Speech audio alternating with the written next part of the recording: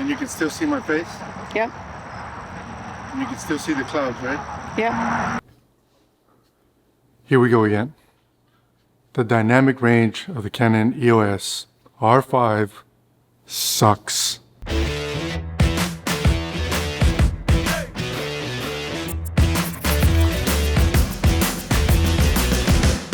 That's what we keep hearing on YouTube, right?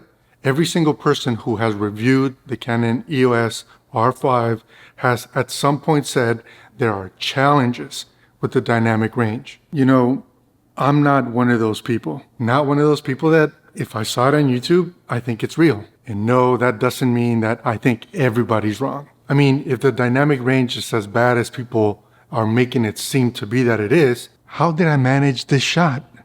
You see a counter going? Yep. And you can still see my face? Yep. And you can still see the clouds, right? Yep.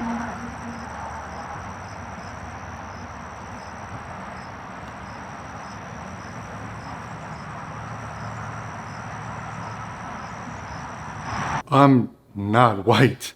So when I go in shadow, I get pretty dark.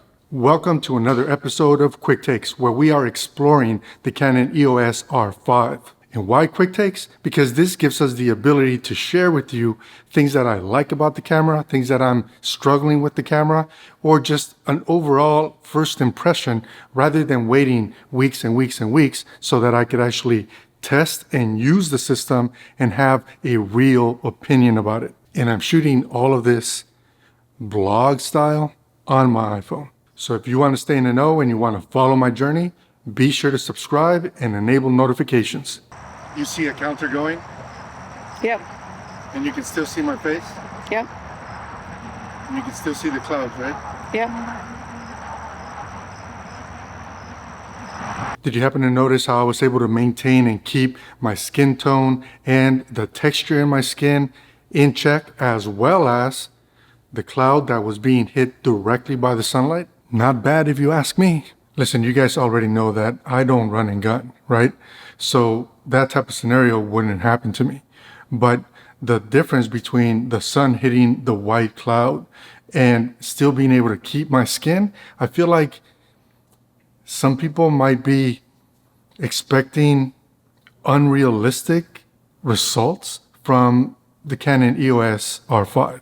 Because filmmaking is not about being lazy. It's about finding solutions. It's about getting creative with the whole process and making sure you get the shot that you need. Yeah.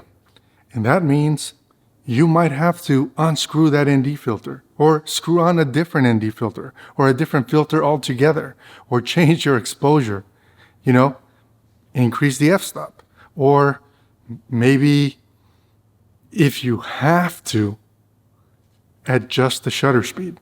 I don't want to be that guy and definitely don't want to be the a-hole here, right? But what it's starting to feel like to me is that there's a little bit of a witch hunt going on.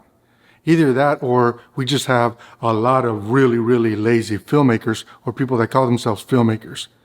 Because if all you want to do is just press start, then pull out the phone and use the phone. But if you want to be able to craft and create your own image, the Canon EOS R5 gives you all the tools that you need to come out with whatever you need for that shot. This iPhone has horrible, horrible dynamic range. I really hope you guys enjoyed this episode, and do let me know what it is that you guys think about that shot, the dynamic range shot. Do you think I need it to be harder on the camera, or would you like to see something maybe a little bit more challenging? We are going to tackle the low light mode on this camera very, very soon. So hopefully I'll see you guys there. Until next time, I'm Carlos with Media IQ, and I'll catch you guys later. Take care.